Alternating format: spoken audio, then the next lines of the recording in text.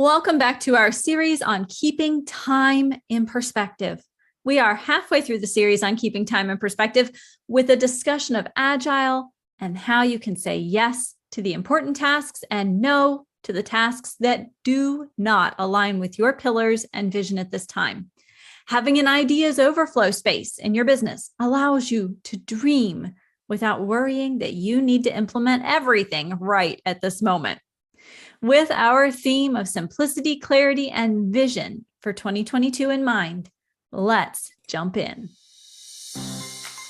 I'm Dr. Maura, and this is the Coaching Hive podcast.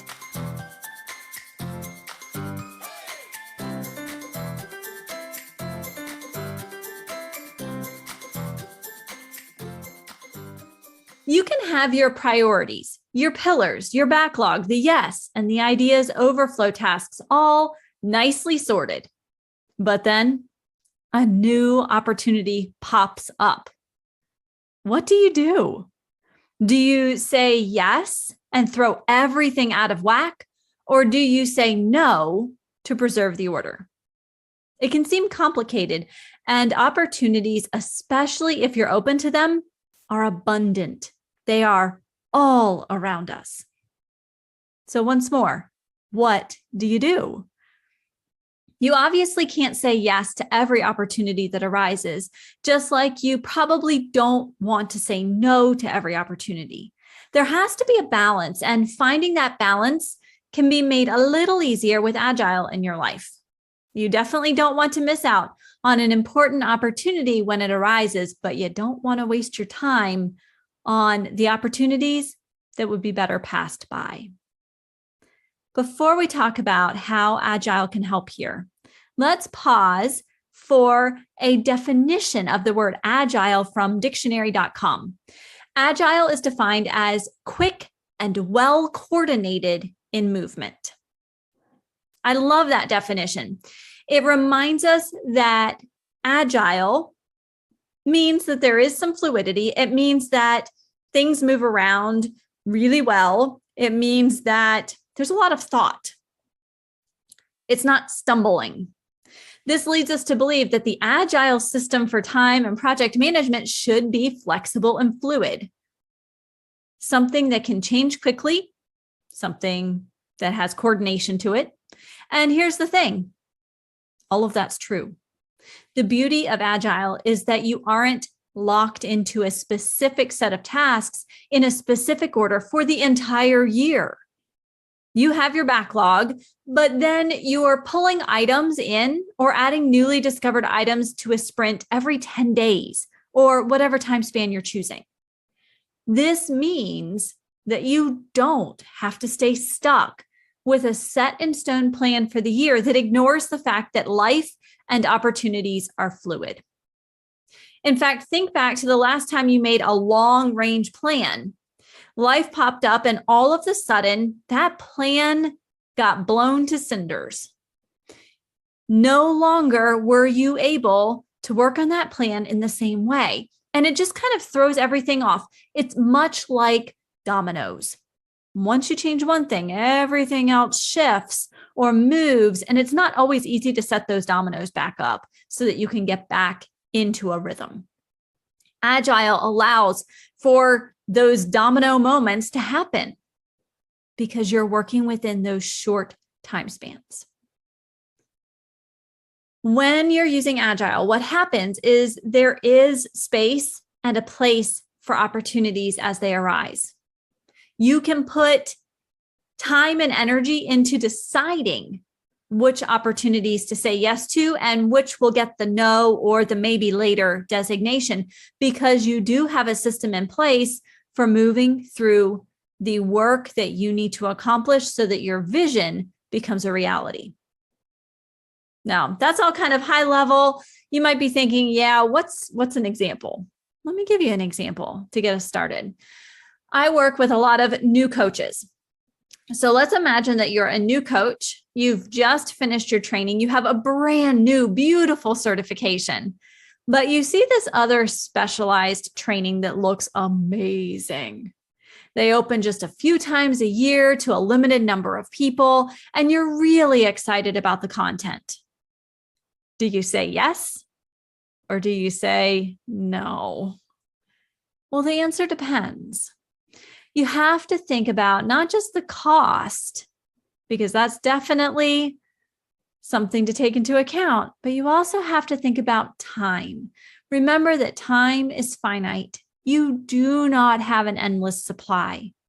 When you look at your time, what will actually fit into your schedule? Not what you're hoping to fit into your schedule, but what actually fits into your schedule. If you are focused on making progress and building your coaching clientele, well, that takes up quite a bit of time. This course might be a no for now, even if the finances make sense. You might also consider if the course will be more impactful, more meaningful after you have more coaching experience. Will the content make more sense? Will it be more readily applicable once you have your coaching feet wet? You also want to consider our good friend procrastination. Take a look at your backlog. Are the items on the backlog ones that make you nervous, or they push you outside of your comfort zone, or they're labeled as large? Are you inviting a new opportunity into your life, into your time, to push these tasks that you've already identified as critical to your vision and your pillars of focus, to push these back for a little while? Why might that be? These are tough questions. These are tough conversations to have with yourself. And when you're having these kinds of conversations, it can be really helpful to discuss these concepts and questions with a mentor or your peer community. Fellow coaches who have been in your shoes and can listen with an open mind oftentimes have the opportunity to reflect back to you what it is you're saying in a way that allows you to make more sense of the situation. Sometimes we get so close to the situation that we don't even realize the barriers that we might be constructing that are slowing down our progress. Isn't that an interesting thought? Sometimes we don't recognize the barriers. So an opportunity could actually be a barrier that you are erecting to keep you from the important work of your backlog. This is why taking time to explore each opportunity, looking at your backlog, looking at what needs to be done, looking at whether or not it makes sense right now to add something new to your backlog that needs to then be pulled forward into a sprint. How many sprints does this take up? If it's a course and it's 16 weeks, well, that's quite a few sprints that it's now consuming. And if it's a large course that needs a lot of time every week, this may be the only thing on your sprint from sprint to sprint. So what is being left on the backlog during this time? You have to really keep the amount of time you have in perspective. When we are considering any opportunity that impacts the coaching hive, we take time to explore what would happen if we move forward, what happens if we ignore the opportunity, in addition to the time and the financial ramifications. By doing this, probably you're recognizing it sounds a lot like a decisional balance process. By doing this, instead of making split-second decisions, which often aren't necessary for your coaching business, these measured decisions are made with the whole business in mind, including the backlog, vision, pillars of focus. It allows us to include anything that we have upcoming in our personal life that may mean we do less in a sprint.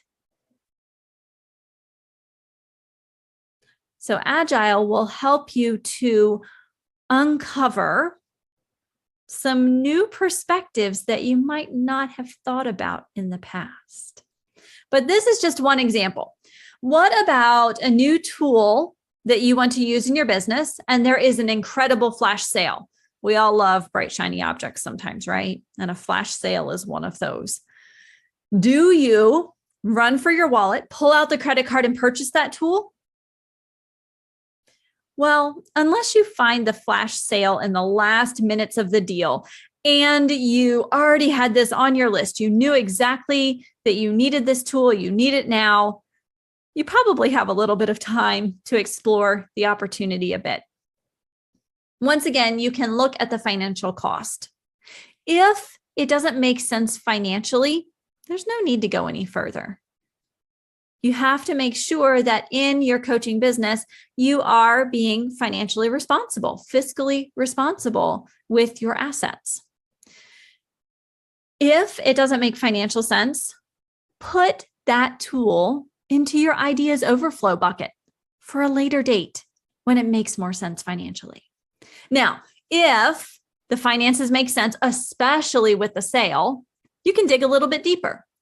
What if this tool would be a big benefit for your clients and even maybe for your efficiency as a coach or efficacy as a coach, both or either? But maybe this tool takes 20 hours of training to master. Do you have 20 hours to spare in your upcoming sprints to focus on mastery of the tool? If not, will the tool just kind of languish, going unused month after month? Does it make sense when you put the time you have into perspective?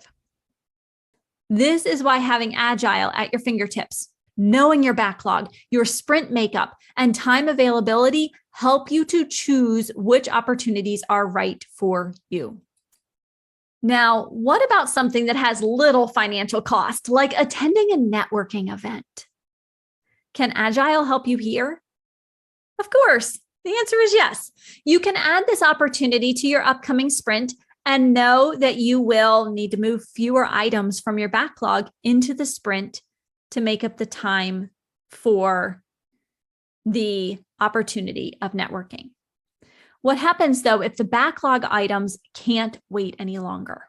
What if they do have date dependencies and the deadline is approaching? Maybe there's a big presentation coming up and you really can't wait any longer to get started. Then you may need to recognize that this specific networking event isn't right. But you can look for another similar opportunity that fits into a future sprint. In fact, you could go ahead and build in networking to your backlog so that you are automatically thinking about this concept as you plan each future sprint.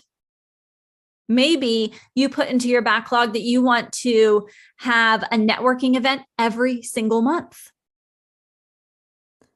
And by putting it in the backlog, it's already part of your general concept of what needs to get done for the year. Are you beginning to see the benefits of Agile? The flexibility of this approach to your time allows you more freedom and actually helps with data-driven decision-making.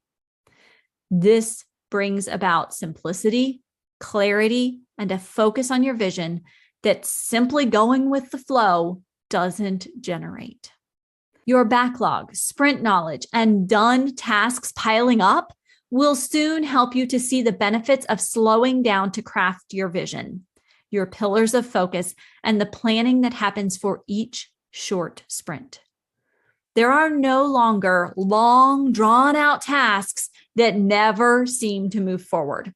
You are taking action and completing actions every 10 days or so. Agile embodies simplicity and clarity. We have just one more episode in this series on keeping time in perspective. We have talked about a lot so far. We have talked about the concept of saying yes, of saying no, of choosing the right opportunities. And now, next week, we are going to walk back a little and make sure that you're still thinking about where you're headed. It is easy to get into these brief sprints and lose sight of the big picture. Stepping back every once in a while will help you to stay grounded in your vision and your pillars. To help you stay on track this week, let's end with a simple task to keep you focused. Pay attention this week for opportunities that arise. Once you have your sights set on an opportunity, explore whether this opportunity makes sense when looking at your backlog, current sprint, works in progress, and even the financial impacts. If you are struggling to see opportunities, let me give you a hint. Think about your time on social media. Do you spend time responding to posts in the professional groups you belong to? If so, this is an opportunity that you can choose to accept or choose to forego. What makes the most sense? See what it feels like to take an objective look at opportunities, even if they're small, so that you have practiced for when the bigger opportunities pop up. I look forward to seeing you back here next week for another episode of the Coaching Hive podcast, where a focus on mentoring and community removes the overwhelm of building your successful coaching business and adds in a dose of momentum. Until next week, have a healthy, safe, and happy week.